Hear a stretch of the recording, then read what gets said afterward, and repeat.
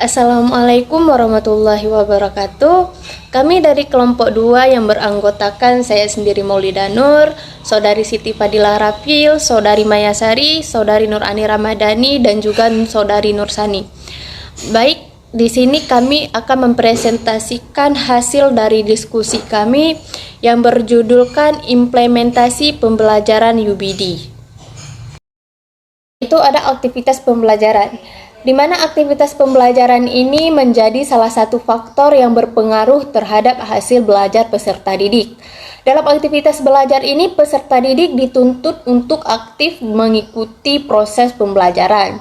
Hal ini dapat kita lihat dari kesungguhan peserta didik dalam memperhatikan penjelasan dari guru dan juga mengajukan pertanyaan terhadap hal-hal yang kurang mereka pahami. Nah, aktivitas pembelajaran yang ditetapkan ini dapat memberikan pengaruh positif terhadap hasil belajar siswa. Namun, pada kenyataannya seperti yang kita ketahui, hasil belajar siswa di beberapa sekolah masih tergolong rendah. Hasil belajar siswa yang rendah ini dapat menunjukkan bahwa aktivitas-aktivitas pembelajaran yang dilakukan di kelas masih belum efektif. Oke, selanjutnya akan dijelaskan oleh teman saya. Baiklah, selanjutnya yaitu penyebabnya dapat mengakibatkan hasil belajar siswa.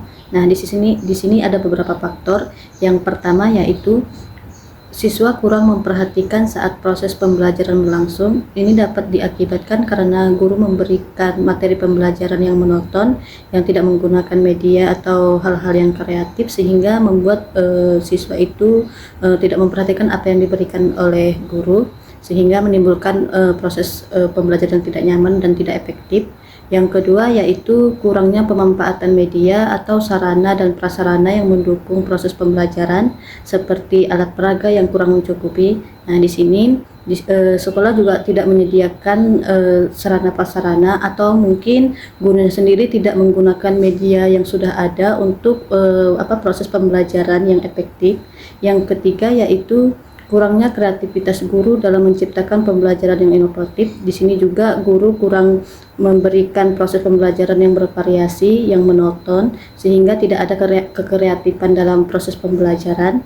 Yang keempat yaitu kebiasaan guru itu adalah penyebab mengakibatkan hasil belajar siswa yang tidak efektif, yang dimana kebiasaan guru dalam menggunakan metode ceramah saat pembelajaran sehingga siswa pasif, di mana pembelajaran hanya berpatokan pada buku dan buku siswa, di mana di sini juga ada hal-hal yang akan menimbulkan siswa peserta didik tidak efektif. Yang pertama, rendahnya kemampuan berpikir kritis. Yang kedua, di mana mereka akan menyebabkan kurang partisipasi, motivasi, dan minat siswa dalam belajar. Yang ketiga, rendahnya kemampuan komunikasi. Yang keempat, kurangnya keterampilan praktis. Nah, di sini ketika guru memberikan metode yang ceramah, yang monoton, sehingga hal-hal apa yang harus guru lakukan, yaitu pertama, metode yang harus diberikan yaitu adalah diskusi kelompok ataupun studi kasus, proyek atau eksperimen, dan pemanfaatan teknologi digital. Ini adalah salah satu metode yang bisa membuat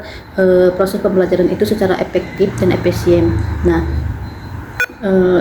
di mana guru itu sendiri tidak boleh menonton pada metode ceramah saja, di mana guru itu sendiri harus memiliki metode atau teknik bervariasi untuk proses pembelajaran yang efektif dan efisien. Nah, mungkin akan dilanjutkan oleh teman saya. Baiklah, di sini saya akan melanjutkan presentasi dari teman saya tentang kasus kegiatan guru dan peserta didik. Dalam kegiatan pembelajaran terdapat aktivitas mengajar guru, yang dimana seorang guru ketika mengajar muridnya, dan aktivitas belajar peserta didik, yaitu di situ peserta didik mendengarkan pembelajaran atau materi yang sedang diajarkan oleh guru.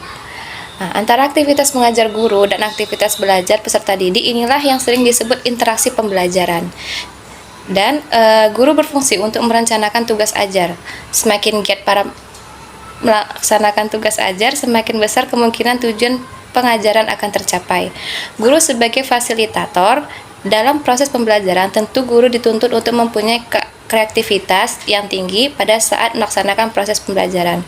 Selanjutnya akan dilanjutkan oleh teman saya. Baik, saya akan melanjutkan mengenai kasus 1 kegiatan guru. Jadi di sini guru dituntut aktif dalam mengajar dan dapat mencapai tujuan pembelajarannya. Yang pertama, melakukan kegiatan aktivitas secara langsung melalui demonstrasi atau permodelan, seperti ceramah, tanya jawab, memberikan pertanyaan khusus. Jadi di sini guru dapat berceramah agar siswa dapat memahami apa yang materi yang diajarkan. Selanjutnya, melakukan kegiatan melalui metode fasilitatif atau konstruktivis, seperti pencapaian konsep, pembelajaran kooperatif, diskusi, pertanyaan, eksperimen, dan lain-lain. Jadi di sini guru harus dapat membuat kelompok agar dapat diskusi berjalan dengan lancar dan dapat membuat eksperimen. Selanjutnya, kegiatan melakukan pelatihan melalui umpan balik dan pembinaan dan praktek terpadu. Di sini juga guru harus dapat umpan balik dari siswa. Misalnya, guru memberikan stimulus dan siswa harus meresponnya, agar proses pembelajaran dalam kelas dapat mencapai tujuan pembelajarannya. Sekian dari saya akan dilanjutkan oleh teman saya. Baiklah, di sini saya akan melanjutkan presentasi dari teman saya, yang mana di sini saya membahas tentang kasus kegiatan siswa. Jadi di mana kasus kegiatan siswa ini terdapat beberapa di antaranya, yaitu adalah melakukan kegiatan menerima, dan menanggapi, melalui mengamati, mencoba berlatih, memperbaiki, mendengarkan, tonton, catat, pertanyaan, serta menjawab dan memberikan tanggapan. Dan juga di sini dalam kasus kegiatan siswa ini juga terdapat yang namanya itu adalah melakukan kegiatan membangun, menerima, dan memperluas melalui aktivitas membandingkan, berkolaborasi, menentukan, mempertimbangkan, brainstorm, dan lain-lainnya. Dan yang terakhir juga pada kasus kegiatan siswa ini juga terdapat yang namanya melakukan kegiatan memperbaiki keterampilan sedalam pemahaman melalui aktivitas dengan mendengarkan, mempertimbangkan, berlatih, mencoba lagi, memperbaiki, merevisi, mencerminkan, dan mendaur ulang. Baiklah, sekian dari presentasi kelompok kami akhiri. Assalamualaikum warahmatullahi wabarakatuh.